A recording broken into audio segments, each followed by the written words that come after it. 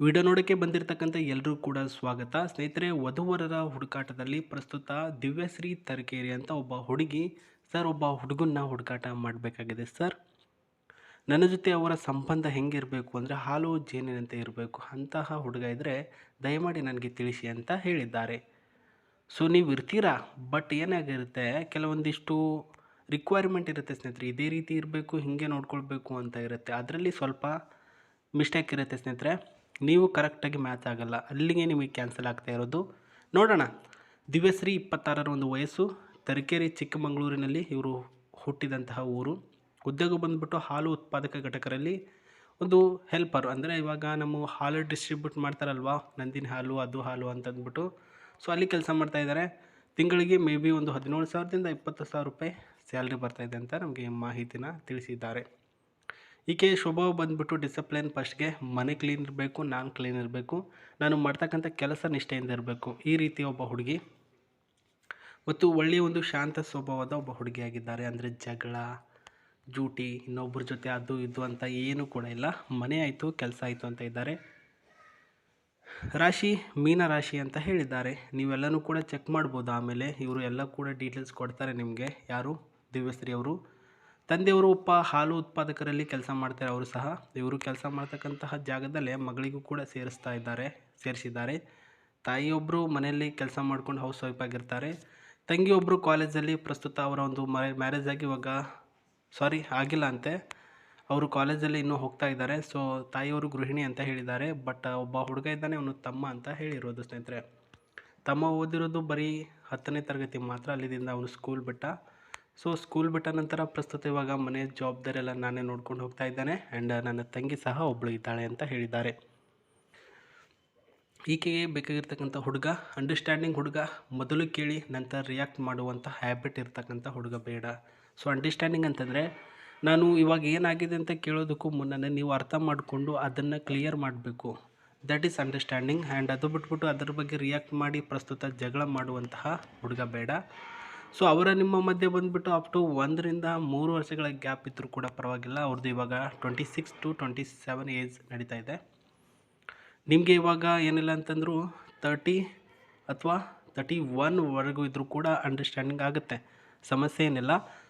But ವ್ಯಕ್ತಿತ್ವ ನಿಮ್ಮದು ಚೆನ್ನಾಗಿರಬೇಕು ಸ್ನೇಹಿತರೆ. ಅವ್ರ ಜೊತೆಗೆ ಯಾವ ರೀತಿಯಲ್ಲಿ ಇರ್ತೀವಿ, ಯಾವ ರೀತಿಯಲ್ಲಿ ಸಂಸಾರ ಮಾಡ್ತೀವಿ ಅನ್ನೋದು ತುಂಬ ಚೆನ್ನಾಗಿರಬೇಕು ಅಂತ ಹೇಳಿದ್ದಾರೆ. ಜಗಳ ಬಂದರೂ ಕೂಡ ತಾಳ್ಮೆ ಸ್ವಭಾವದಿಂದ ಶಾಂತ ರೀತಿಯಿಂದ ಸಾಲ್ವ್ ಮಾಡಬೇಕು.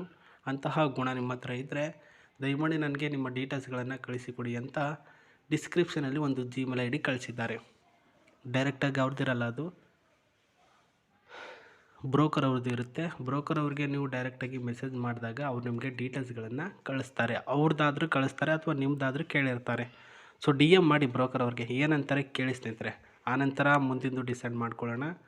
ಸೊ ಇವು ಪಾಯಿಂಟ್ಗಳಾಗಿರುತ್ತೆ. ಪಾಯಿಂಟ್ಗಳಿಗೆ ಸಂಬಂಧಪಟ್ಟಂತೆ ಈ ರೀತಿಯ ಹುಡುಗ ಅವ್ರಿಗೆ ಸಿಕ್ತು, ನಿಮಗೇನು ಸಿಗುತ್ತೆ? ಇಲ್ಲಿ ನೋಡ್ತಕ್ಕಂಥ ಕಾರು ನಿಮಗೆ ವರದಕ್ಷಿಣೆ ರೂಪದಲ್ಲಿ ಕೊಡ್ತಾರೆ. ಸೊ ಕಾರ್ಗಳನ್ನೇ ಏನಕ್ಕೆ ಕೊಡ್ತಿದ್ದಾರೆ ಅಂತಂದ್ಬಿಟ್ಟು ಮ್ಯಾಟ್ರ್ ಇಷ್ಟೇ ಸ್ನೇಹಿತರೆ. ಇವಾಗಿನ ಗೋಲ್ಡ್ ರೇಟ್ ಬಂದು ಪ್ರಸ್ತುತ 1.5 lakhs ಗೋಲ್ಡ್ ರೇಟ್ ಇದೆ. ಬೆಳ್ಳಿ ಬಂದುಬಿಟ್ಟು 10,000 ರೂಪಾಯಿ ಇದೆ ಸ್ನೇಹಿತರೆ ಕೆಜಿಗೆ. ಇಂಥ ಸಂದರ್ಭದಲ್ಲಿ ಪ್ರಸ್ತುತ ಬಂಗಾರ ಹಾಕೋದು ತುಂಬ ಅಂದರೆ ತುಂಬ ಕಷ್ಟದ ಒಂದು ವಿಚಾರ. ಅದಕ್ಕೋಸ್ಕರನೇ ವಿಚಾರ ಮಾಡಿ ಅವರು ಏನು ಮಾಡ್ತಿದ್ದಾರೆ ಅಂದರೆ, ಕೊಟ್ಟರೆ ವರದಕ್ಷಿಣೆ ಎಲ್ರಿಗೂ ಗೊತ್ತಾಗಬೇಕು ನಾವು ವರದಕ್ಷಿಣೆ ಕೊಟ್ಟಿದ್ದೀವಿ ಅಂತ. ಸೊ ಅದೇ ರೀತಿಯಲ್ಲಿ ದೊಡ್ಡ ಕಾರ್ ಕೊಟ್ಟರೆ ಎಲ್ಲರೂ ಕೂಡ ಗೊತ್ತಾಗುತ್ತೆ ಅನ್ನೋ ಮೈಂಡ್ ಸೆಟ್ನ ಇಟ್ಕೊಂಡು ಪ್ರಸ್ತುತ ಕಾರ್ಗಳನ್ನು ಗಿಫ್ಟಾಗಿ ಕೊಡ್ತಾ ಇದ್ದಾರೆ. ನಿಮ್ಗೇನು ಬೇಕಾಗಿದೆ, ಏನು ಕೊಡ್ತಾರೋ ಬಿಡ್ತಾರೋ ಗೊತ್ತಿಲ್ಲ, ಒಟ್ಟಿನಲ್ಲಿ ಕೊಟ್ಟಿದ್ದನ್ನು ತೆಗೆದುಕೊಂಡು ಹೋಗಿ. ಯಾಕಂದರೆ ಮದುವೆಗೆ ಹೆಣ್ಣು ಸಿಗೋದೇ ಒಂದು ಕಷ್ಟದ ಜೀವನ ಇವಾಗ.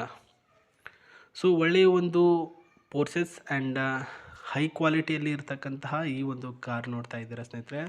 ಸೊ ಐ ಥಿಂಕ್ ಇದು ಹೋಂಡಾ ಮಾಡೆಲ್ ಕಾರ್ ಅಂತ ನನಗೂ ಅನಿಸುತ್ತೆ. ಬಟ್ ಯಾವುದಿದೆ ಅಂತ ನೀವೇ ನೋಡ್ಕೊಳ್ಳಿ, ನಿಮಗೆ ಬರುತ್ತೆ ಅಲ್ವಾ ಇದು ವರದಕ್ಷಿಣೆ ರೂಪದಲ್ಲಿ. ಸೊ ಅದಕ್ಕೋಸ್ಕರ ನೀವೇ ನೋಡ್ಕೊಂಡ್ಬಿಡಿ.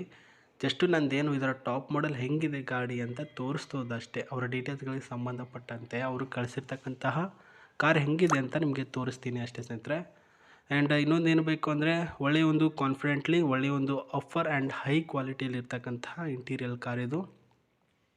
And most fun and SAV ಆಗಿರ್ತಕ್ಕಂತಹ ಮಾಡೆಲ್ ಇದೆ. ಸೊ ಅಪ್ ಟು ಸ್ಪೀಡ್ ಮತ್ತು ಕ್ವಾಲಿಟಿ ಈ ಕ್ವಾಲಿಟಿ ಎಲ್ಲನೂ ಕೂಡ ಸೇಮ್ ಟು ಸೇಮ್ ಚೆನ್ನಾಗಿದೆ ಸ್ನೇಹಿತರೆ. ಆ್ಯಂಡ್ ನಾನು ಇದರ ಒಳಗಿನ ಇಂಟೀರಿಯರ್ಸ್ಗಳಿಗೆ ಸಂಬಂಧಪಟ್ಟಂತೆ ಇಂಟೀರಿಯರ್ಸ್ಗಳನ್ನು ಇದರ ಒಂದು ಇಂಜಿನ್ ಫ್ರೆಶ್ ಆಗಿರ್ತಕ್ಕಂಥ engine and second hand car ಇದು, ಓಕೆನಾ, ಫಸ್ಟ್ ಹ್ಯಾಂಡ್ ಅಲ್ಲ.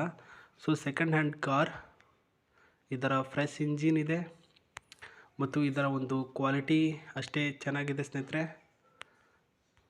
ಮತ್ತು ಇದು ಡೀಸೆಲ್ ವೇರಿಯಂಟ್ ಆಗಿರುತ್ತೆ, up to diesel variant car ಇದು. ಡ್ರೈವಿಂಗ್ ಸ್ಕಿಲ್ ಆ್ಯಂಡ್ ಇದು ಟಿ ವಿ ಎಸ್ ಸ್ಪೇಸ್ ಎಲ್ಲನೂ ಕೂಡ ಚೆನ್ನಾಗಿದೆ ಅಂತ ನಮಗೆ ತಿಳಿಸಿದ್ದಾರೆ. ಟಾಪ್ ಸ್ಪೀಡ್ ಎಷ್ಟಿದೆ ಅಂತ ಇನ್ನು 150ಇಂದ 180ವರೆಗೂ ಟಾಪ್ ಸ್ಪೀಡ್ ಇರ್ಬೋದು ಅಂತ ಅನಿಸುತ್ತೆ. ಬಟ್ ಪರ್ಫೆಕ್ಟಾಗಿ ನಾನು ಕೂಡ ನೋಡಿಲ್ಲ. ಜಸ್ಟು ನೀವು ಇದರಲ್ಲಿ ಏರ್ ಬ್ಯಾಗ್ ಇದೆಯಾ, ಎ ಸಿ ಇದೆಯಾ, ಕಂಟ್ರೋಲರ್ ಸ್ಟೇರಿಂಗ್ ಇದೆಯಾ ಮತ್ತು ಸೀಟು ಕಂಫರ್ಟಬಲ್ ಆಗಿದೆಯಾ, ಇದ್ರ ಬಗ್ಗೆ ಗಮನ ಕೊಡಿ. ಬ್ರೋಕರ್ ಅವ್ರಿಗೆ ಕಾಂಟ್ಯಾಕ್ಟ್ ಮಾಡ್ತೀರಲ್ವ ನೀವು ಮೆಸೇಜ್ ಮಾಡಿದಾಗ. ಏನೆಲ್ಲ ಇದೆ ಅಂತ ಸರಿಯಾಗಿ ಕೇಳ್ಕೊಳ್ಳಿ. ಅವರು ಇಷ್ಟ ಆದರೆ ಮುಂದುವರೆದು